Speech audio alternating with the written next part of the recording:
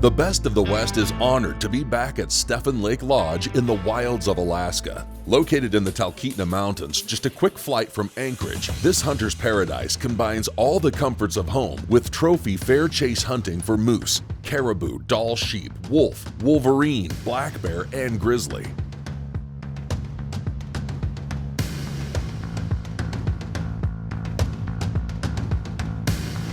Back in 2014, field host Jim Sessions had the good fortune of hunting moose with the team at Stefan Lake Lodge. On the morning of day 2, Jim closed in on a great bull and put his first Alaskan moose down.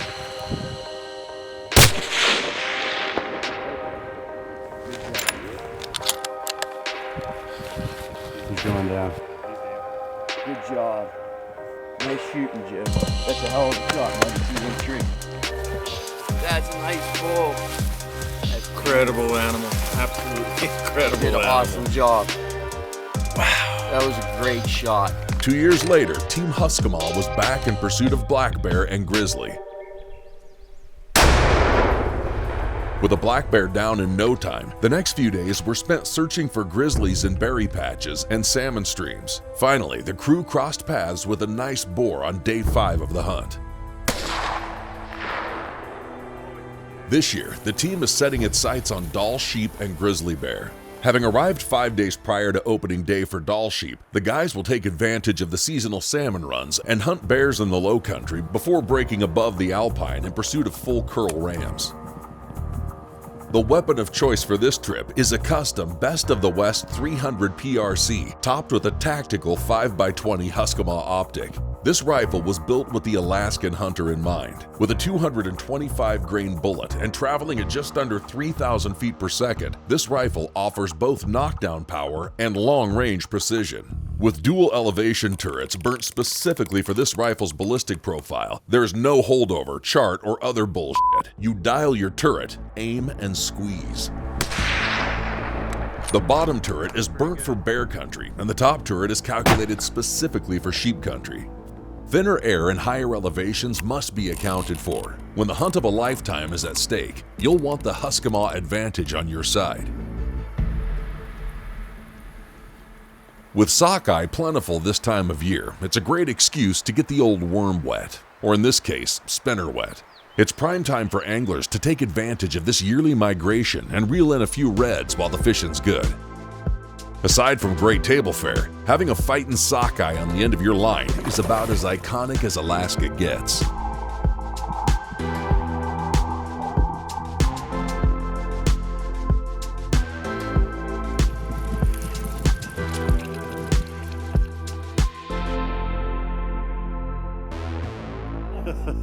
It's not just anglers that are drawn to the streams this time of year. Prior to arriving in camp, guide Tony Toronto was following the salmon runs with great success.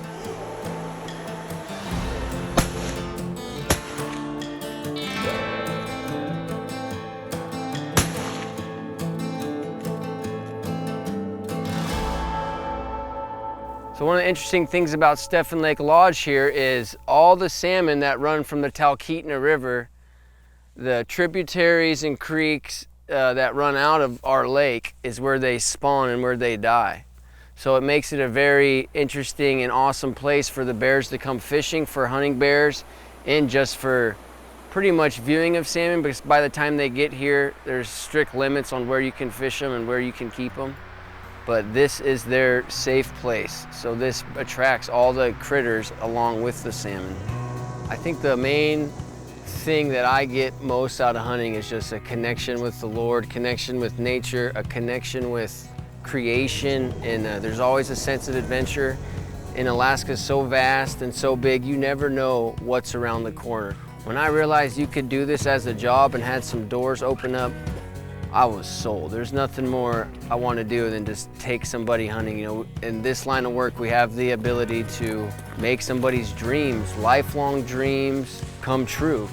It's very rewarding, it's really challenging, and you never quit learning. And that's something I really appreciate about this industry. You could be doing it for 30 years, there's always something to learn on the mountain.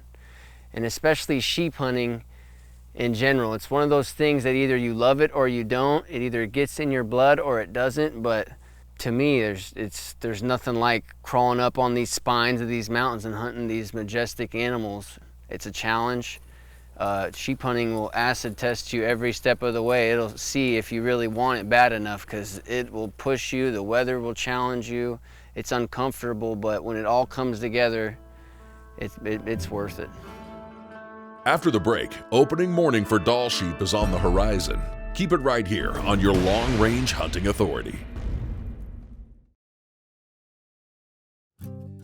The Best of the West is brought to you by Hornady, accurate, deadly, dependable. Zeiss spotting scopes and range-finding binoculars. Huntin' Fool. The Best of the West shooting systems.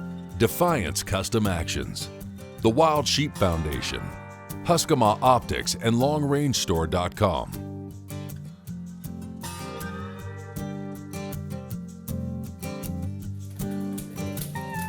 Located in prime country for Alaskan big game hunting, you don't have to venture too far from the lodge to find what you're looking for. Spike camps allow hunters to access prime habitat via Super Cub or Argo.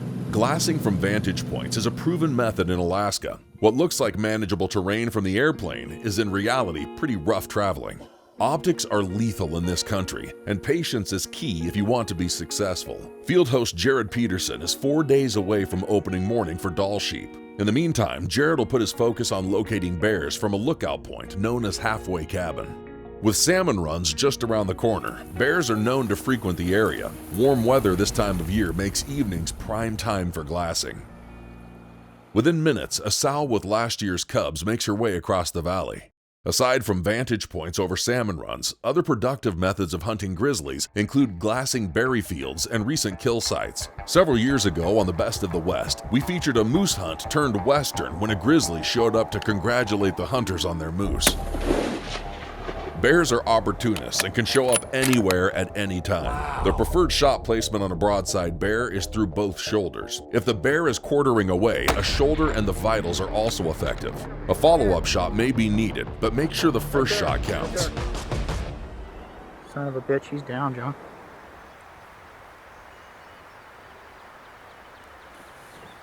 After 2 full days of glassing for bears, it's time to put a pin in it for the time being and start focusing on sheep hunting.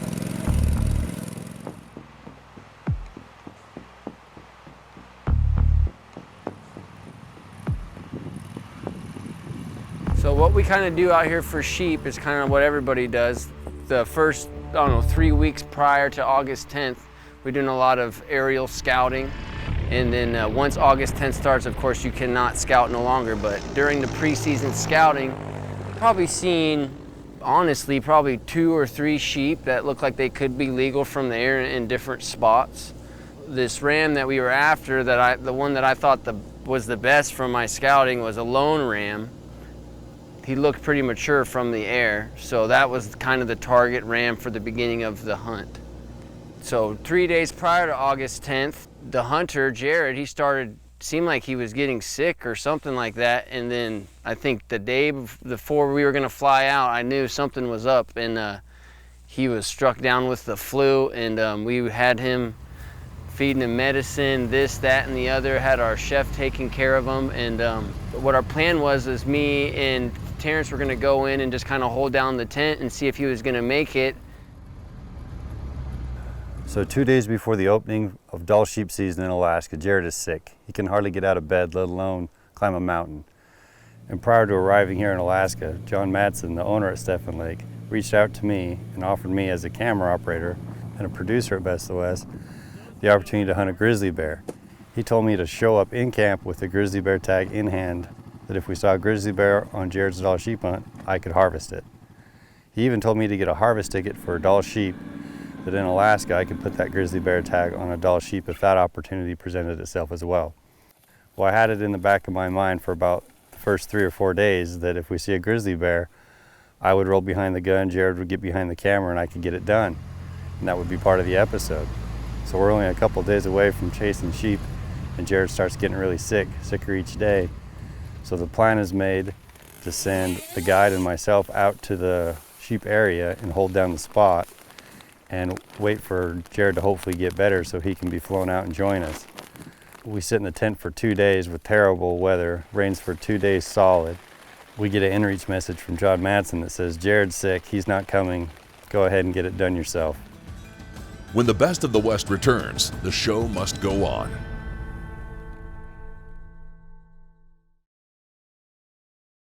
Just wait.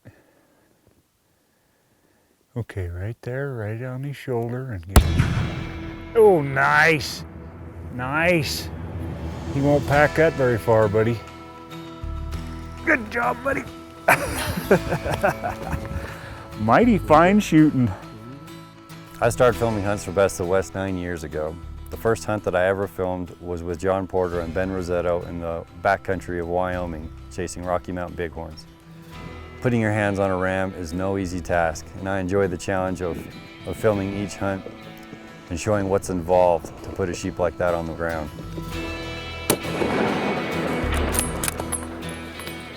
So far, I've been fortunate enough to film 26 different sheep hunts, from desert bighorns in Mexico, Nevada, and Arizona, to Dall sheep in Alaska, bighorns in Wyoming and Colorado, and stones in British Columbia. I've also had the opportunity of going to Mongolia to film Gobi and Hungai Argali sheep hunts. And in 2014, I had the opportunity of going to Kyrgyzstan to film Marco Polo sheep hunts. That was the experience of a lifetime. Even though I've never been the one pulling the trigger, I've always considered myself a sheep hunter. I've been on some brutal hunts over the years, and the hardest I've ever had to push myself physically or mentally has been on sheep hunts. I've often wondered if I'd have the opportunity to hunt sheep for myself. I figured someday if I built enough preference points, someday in my 60s I might draw a tag. Never did I think that I would go from behind the camera to behind the rifle on a Dall sheep hunt in Alaska. I really couldn't wrap my head around the idea that within 24 hours I could be putting my hands on my own ram.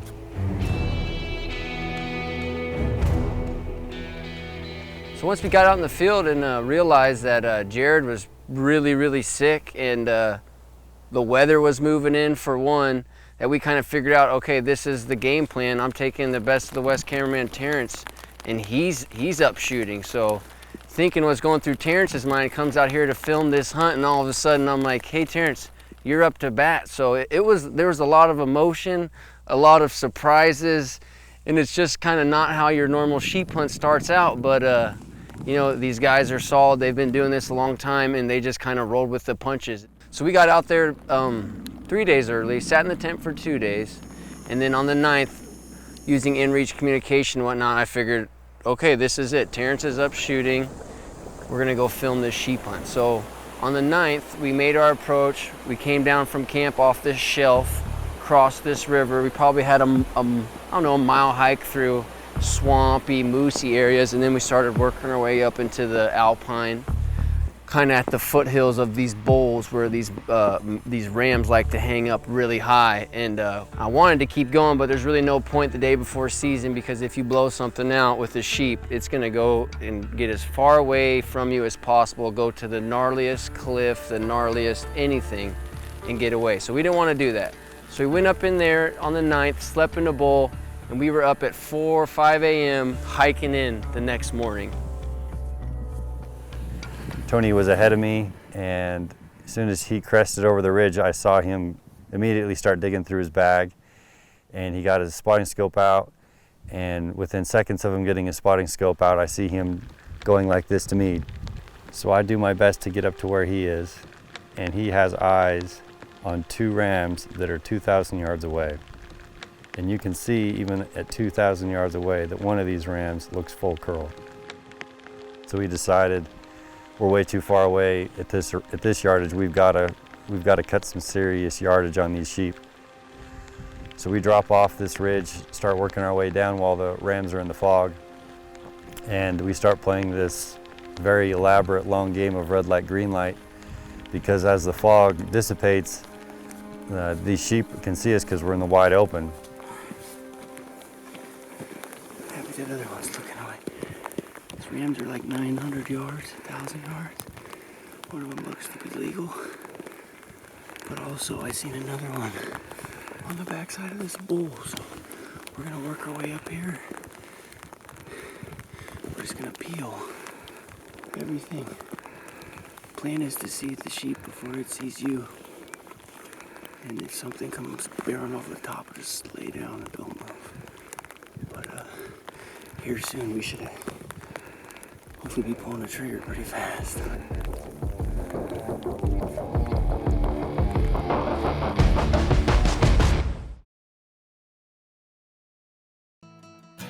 The Best of the West is brought to you by Hornady, accurate, deadly, dependable.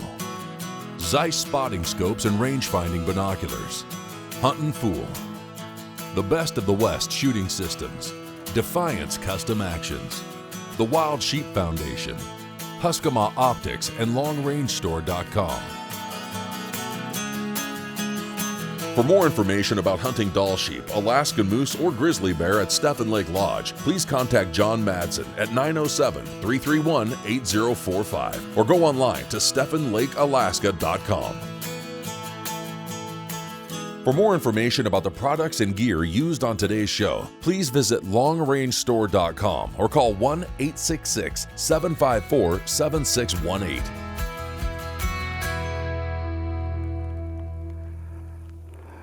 So we were pushing, hiking, pretty much running down as fast as we could to get in position, and then the fog breaks and there we are exposed just like this.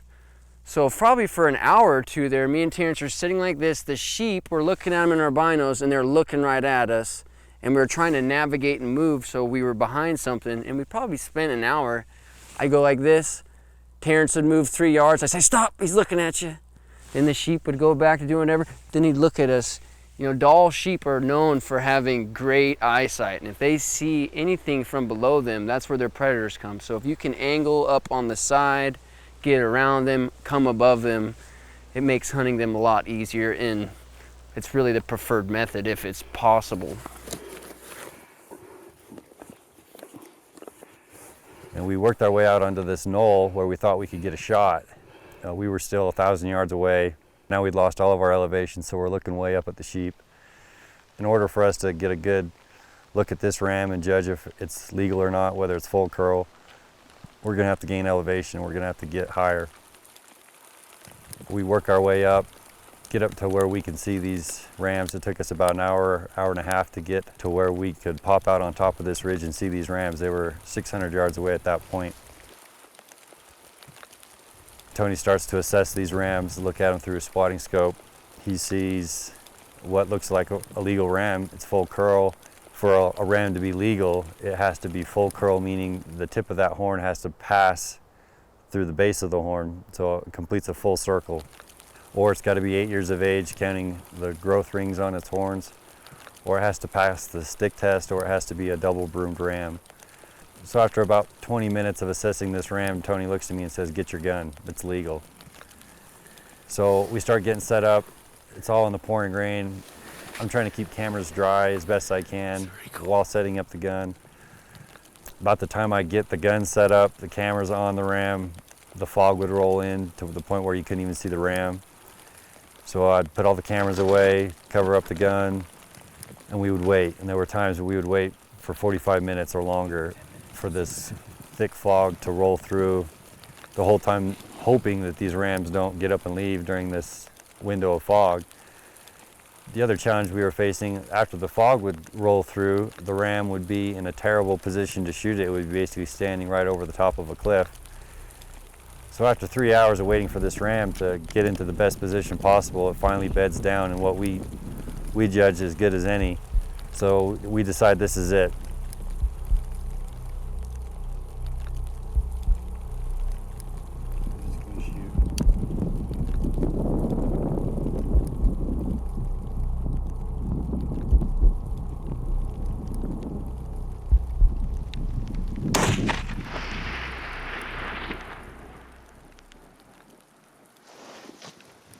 I saw the impact through the scope. As soon as I saw it start to roll, my cameraman instincts kicked in, and I jumped up from behind the gun, got behind the camera, and filmed the ram start rolling down the hill. Luckily, it only went 30 or 40 yards and got hung up. It was pretty funny to hear Tony screaming at me, congratulating me on the ram. I was exhausted, but there was nothing keeping me from getting up to that ram. It couldn't have worked out better. opening day. This is my second one. I've been fortunate enough to guide on opening day. I mean, it's August 12th. We're sitting here at the lodge doing interviews, and I know people are still out there suffering because that's kind of part of sheep hunting, but that's what makes this fun. So it couldn't have worked out better, and got it all on film, and it was amazing.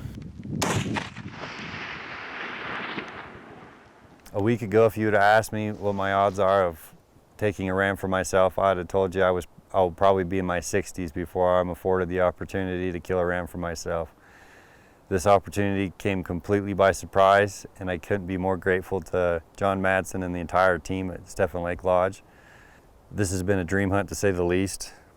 There were numerous times I didn't think it was going to happen, but it wasn't until I put my hands on the horns that I realized that I had done it. And it was such a relief. I was exhausted, but it was such a feeling of an accomplishment and feeling just so lucky. I have the best job in the world, if you can call this a job. Not too many people get to kill Dall sheep while they're at work, and I have Jack Peterson to thank for that. Thanks for watching this week's episode of The Best of the West. Please join us next week for more long-range hunting adventures.